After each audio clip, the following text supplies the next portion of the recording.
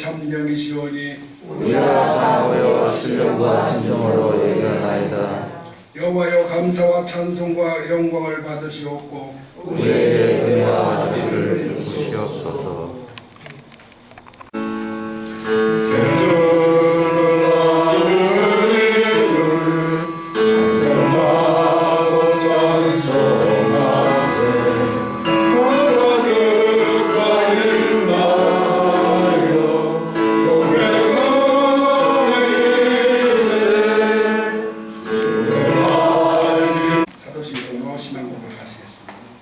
전능하사 천지를 만드신 하나님 아버지를 내가 믿사오며 그 외 아들 우리 주 예수 그리스도를 믿사오니 이는 성령으로 인하사 동정녀 아래 들어가시고 은혜와 빌라도에게 고난을 받으사 십자가에 못 박혀 죽으시고 장사한 지 사흘 만에 죽은 자 가운데서 다시 살아나시며 하늘에 오르사 전능하신 하나님 우편에 앉아 계시다가 저리로서 사는 자와 죽은 자를 심판하러 오시리라.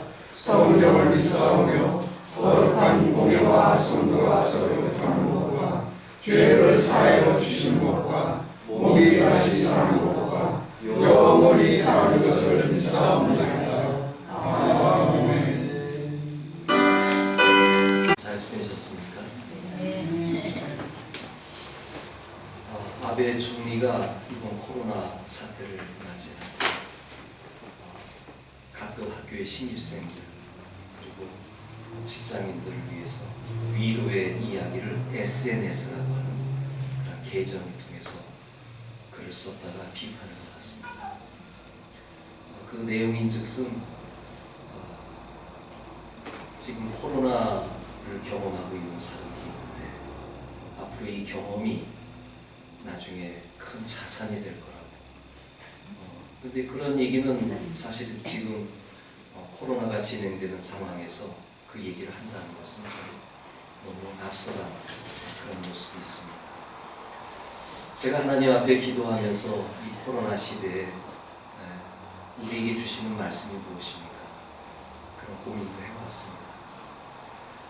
우리가 이 사태를 해석하고 또 의미를 찾고 하는 일들은 웬만한 묵상이 아니고서는 찾아내기 힘든 그런 부분들이 있습니다.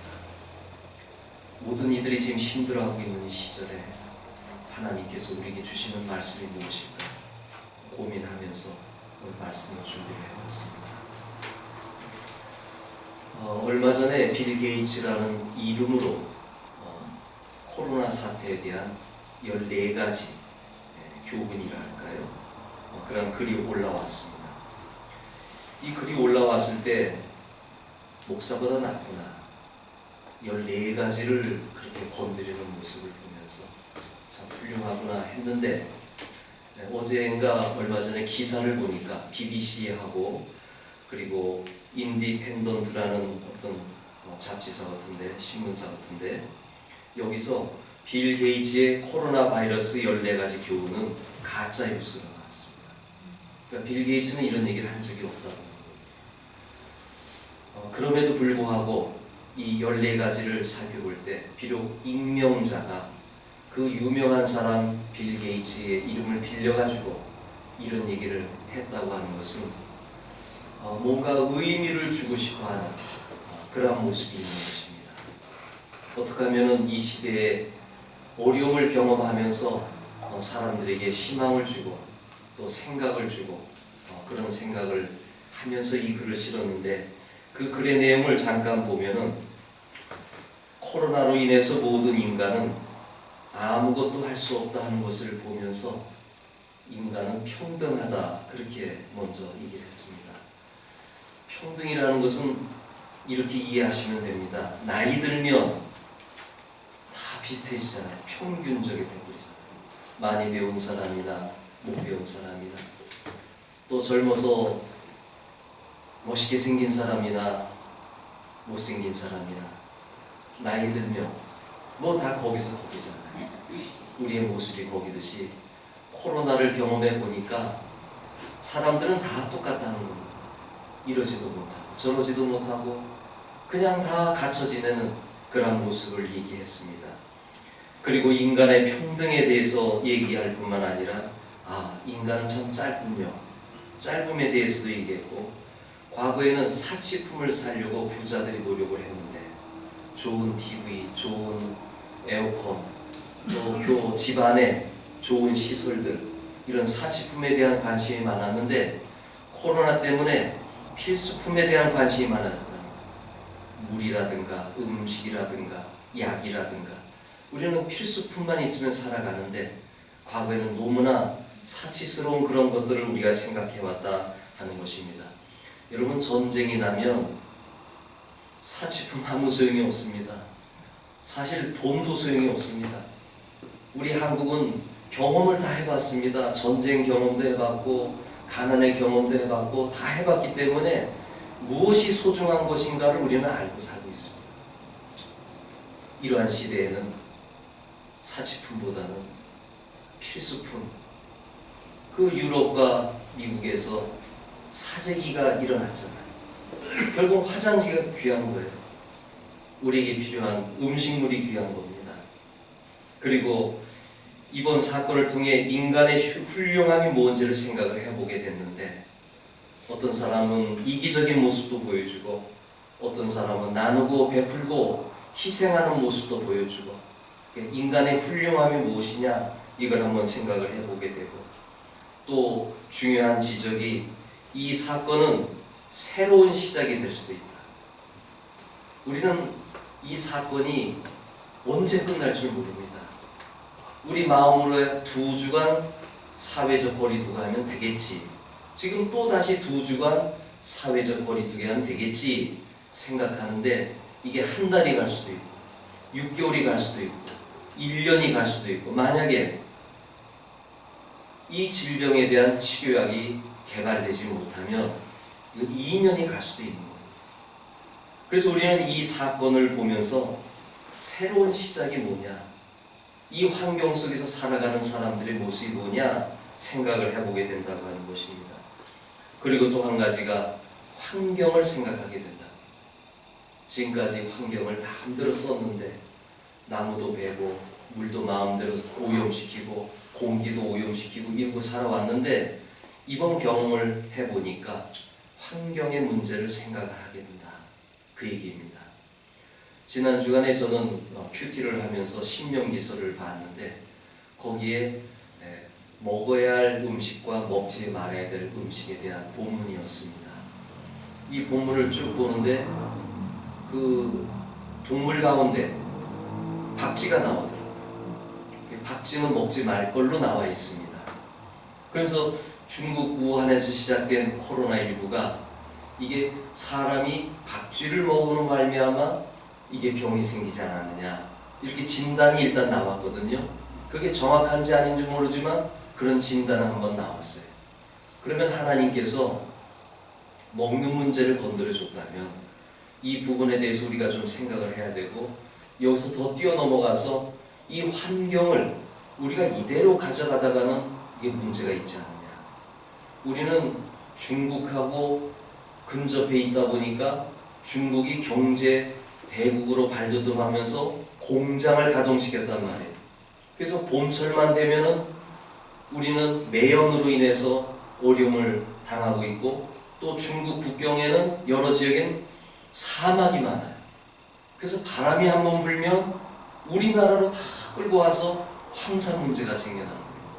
그러니까 자연이 파괴됨으로 말미암아 또 훼손시킴으로 말미암아 우리에게 오는 어려움들이 많이 있는 것. 이렇게 빌 게이츠라는 사람의 이름을 빌려가지고 이러이러한 현상이 일어났구나, 이런 것을 생각을 해야 되겠구나, 그렇게 얘기를 하게 됐는데, 저는 하나님께 기도하면서, 하나님, 우리에게 주는 말씀이 무엇입니까? 이 세상에는 우연한 일이 없는데 도대체 하나님께서 우리에게 주시는 말씀이 무엇입니까? 그렇게 묵상 기도를 해봤습니다. 기도하는 가운데 하나님께서는 이런 질문을 좋아하시더라고요. 성경을 보고서 본문을 택해가지고 설교할 수도 있지만은 한번 물어보는 것, 하나님께 질문해 보는 것. 우리가 코로나19를 통해서 총리가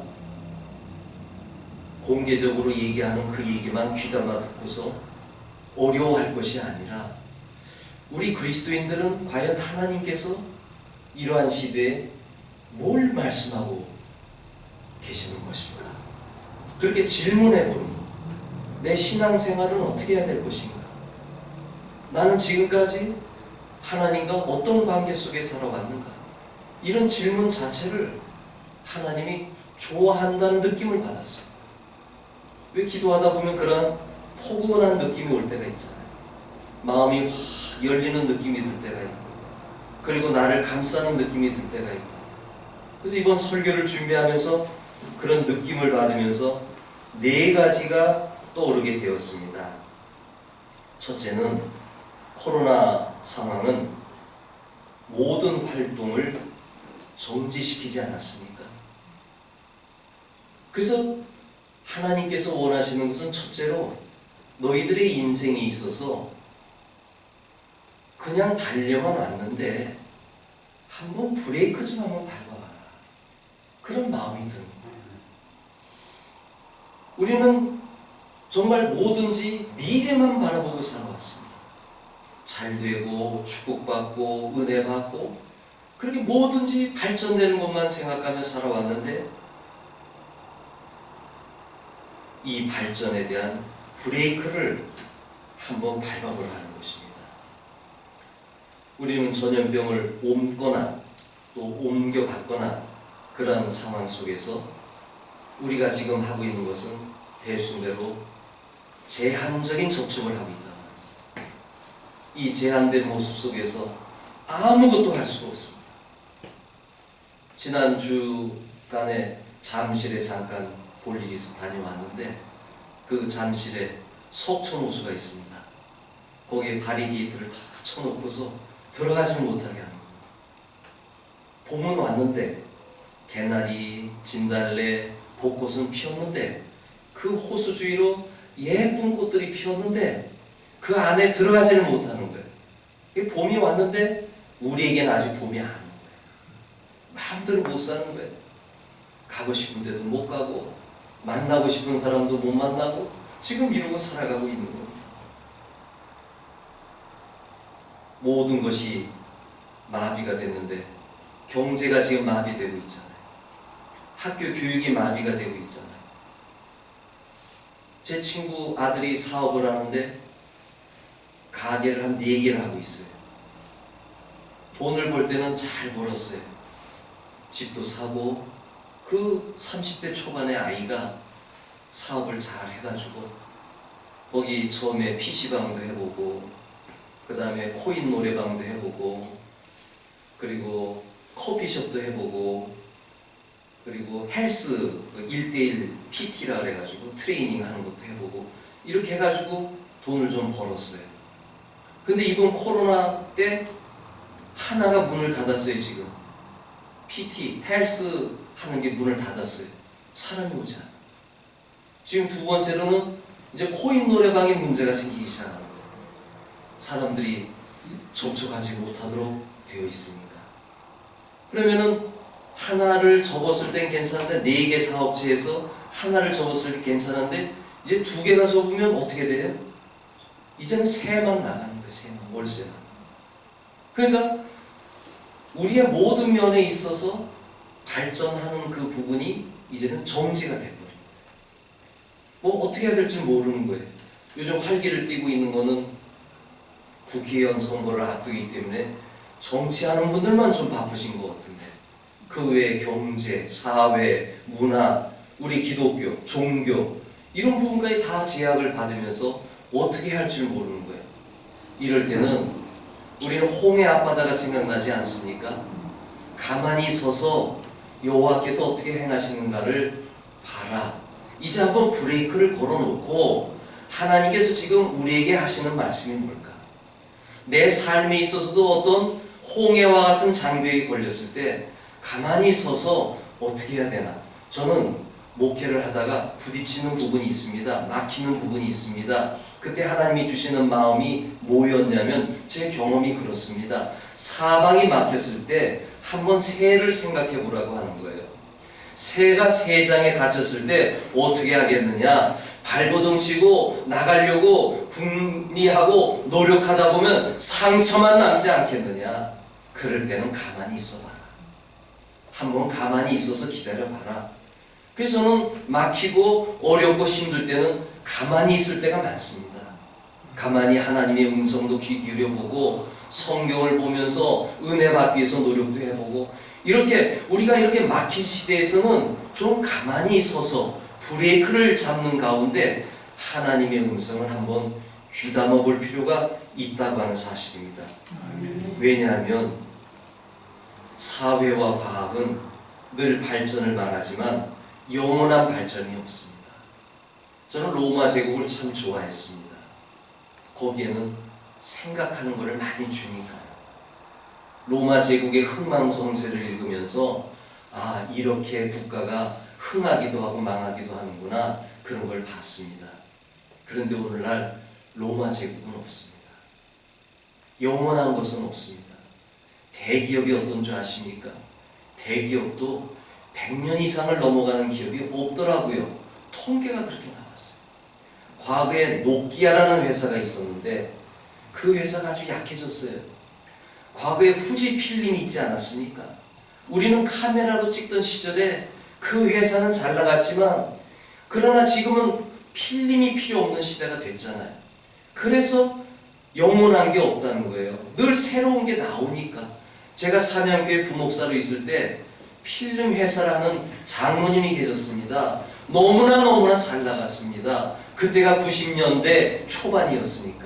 그런데 몇 년이 지나면서 우리가 핸드폰으로 사진을 찍기 시작하면서, 그리고 필름이라는 부분이 사라지기 시작하더라고요. 지금도 있긴 있지만 옛날처럼 왕성하지는 않습니다. 영원한 게 없다고 하는 게 왜 그러냐면 늘 변화되기 때문입니다. 우리 삶이 그렇습니다. 그렇기 때문에 우리는 이번 사태를 생각하면 하나님께서 주시는 첫 번째 감동은 뭐냐면은 영원한 것은 없으니까 한번 브레이크를 밟아라. 그리고 생각을 해봐라 하는 것입니다. 두 번째로, 성경은 무엇이든지 시작이 있으면 끝이 있다고 말씀하십니다. 그걸 알파와 오메가라고 합니다. 우리는 이 세상이 영원할 것처럼 생각하지만 반드시 끝이 있습니다. 성경에 많은 사람들이 하나님께 호소했습니다. 하나님, 악인들이 언제까지입니까? 언제까지 저들이 잘되고, 언제까지 저들이 번성하고, 언제까지 저들이 큰 소리치고, 오히려 저들이 잘되니 어떻게 된 일입니까? 그렇게 하소연할 때마다 하나님께서 하시는 말씀이 기다려라, 언젠가 끝이 온다는 것입니다. 이 세상은 언젠가 끝이 있다고 합니다. 인간의 삶도 그렇고요, 사건도 그렇고요, 어떠한 문제든지 반드시 끝이 있다라고 하는 사실입니다. 성경이 우리에게 가르쳐주는 것은 이 세상에서의 일, 이 세상에서의 일입니다. 반드시 끝이 온다고 하는 사실입니다. 우리가 물건을 사면, 봉지에 빵을 사면 거기에 유효기간이 있습니다. 저는 빵을 좋아하는 사람이기 때문에 식빵을 사서 가끔 먹습니다. 그럼 그 유효기간을 보면 보통 일주일 정도, 좀 긴 건 한 10일 정도가 빵의 유효기간입니다. 그리고 요즘 강아지들을 많이 키우시는데 저희 집에도 다람쥐가 2마리가 있습니다. 그래서 수명이 궁금하잖아요. 도대체 얘네들이 나랑 얼마나 같이 살까? 제가 이 생각이 든 게 좀 귀찮은 마음이 들 때 그랬습니다. 아침에 그 밑에 응가한 거 다 패드 갈아줘야죠. 저녁이 되면 이 다람쥐는 야행성이라서 밤에 놀아줘야 돼요. 밤에 먹이 주고 놀아주고 낙이 내죠. 근데 어느 날은 좀 귀찮은 거예요. 그래서 내가 아들한테 물어봤어요. 아들이 데리고 왔으니까, 얘가 몇 년 사냐? 10년 산대요. 그러면은 내가 지금 60이 됐으니까 70까지는 얘랑 살아야 돼. 그래서 얘 수명이 10년인 걸 알았어요. 강아지도 보통 10년 살잖아요. 10년 살면 이제 다 끝나는데 우리 인간의 수명은 어떨까요? 인간의 수명, 한국의 수명을 보니까 남자분들이 79.7세를 살더라고요. 그러니까 80년 사는 거죠.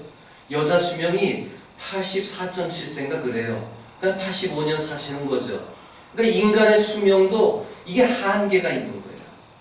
그래서 저는 곰곰이 생각해 보니까 내가 한 60이 됐으니 나도 한 20년이면 끝나는구나. 20년이면 내가 여러분과 또 헤어지는구나. 그런 생각이 드는 겁니다. 그래서 하나님은 이런 코로나 시대에 모든 것이 제한이 되고 문제가 되고 이런 걸 보면서 우리에게 가르쳐 주는 것이, 그래, 이 세상의 삶은 언젠가는 끝이 있지. 언젠가는 끝나는 거지. 우리가 이렇게 되리라고 상상을 못했습니다, 여러분. 저 중국에 선교의 문이 닫히리라고 상상을 못했어요. 개방됐기 때문에 너무 놀래가지고 선교사들이 물밀듯이 들어갔어요. 제가 러시아 갔다 오면 러시아도 문 열리자마자 물밀듯이 들어갔어요. 러시아는 중국보다 나아요. 그래도 마음대로 교회할 수 있고 예배 드릴 수 있고 할 수는 있어요. 길거리에서 전도는 못하지만 예배 드리는데 방해는 안 받아요. 그런데 중국은 2년 전인가요? 1년 전쯤 되는 것 같은데 교회를 다 무너뜨렸어요. 큰 교회들을. 그리고 성도들을 억압하기 시작을 했어요. 이거는 상상할 수 없는 일이 벌어진 거예요. 그럼 우리 코로나 시대를 맞이하면서 우리가 이렇게 갇히면서 살리라, 마스크를 쓰면서 살리라, 상상을 못하는 거예요.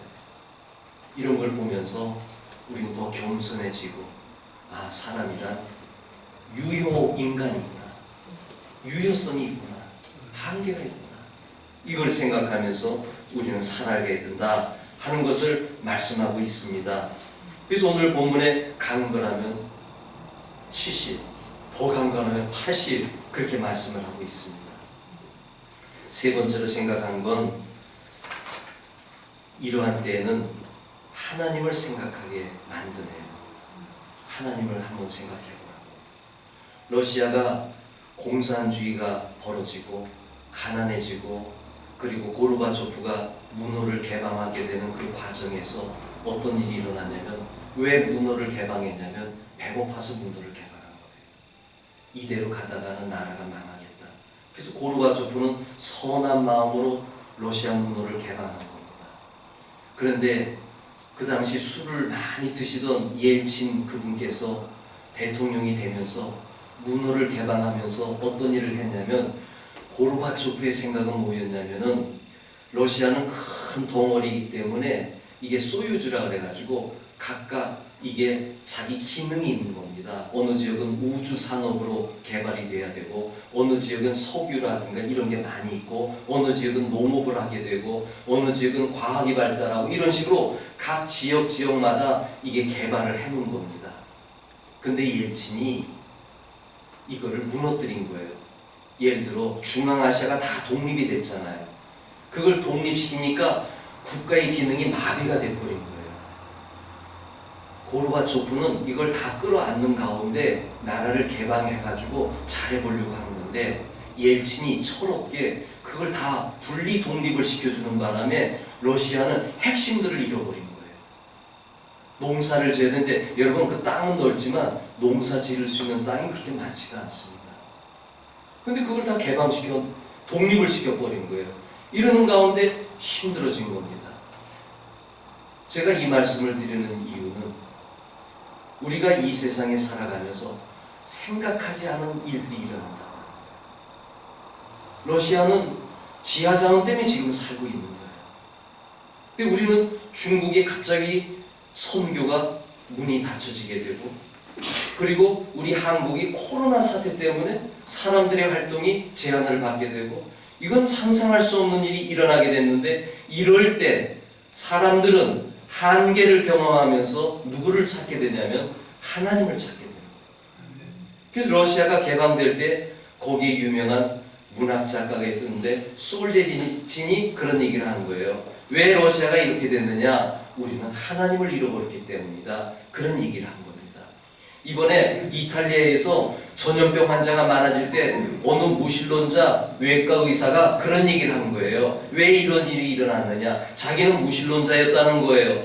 부모님이 교회 나가는 것을 보고 비웃었습니다. 하나님이 있다는 얘기를 듣고 웃었습니다. 그런데 자기가 의사로서 하루에 수십 명, 수백 명이 병원으로 밀려오는 것을 보면서 자기는 의사로서 과거에는 환자를 치료하고 환자를 도우면서 살아왔는데 이제는 환자가 너무 많아서 어떻게 할 방법도 없고 치료약도 없고 그러는 가운데 자기가 할 수 있는 일이라는 것은 라벨이라고 해서 어떤 표시를 얘기하는 건데 이 환자는 살 사람이고 이 환자는 죽을 사람이고 이거 표시 붙이고 있는 자기 자신을 보면서 내가 왜 이런 일을 하고 있는지 이 환경을 보면서 생각하게 된 겁니다.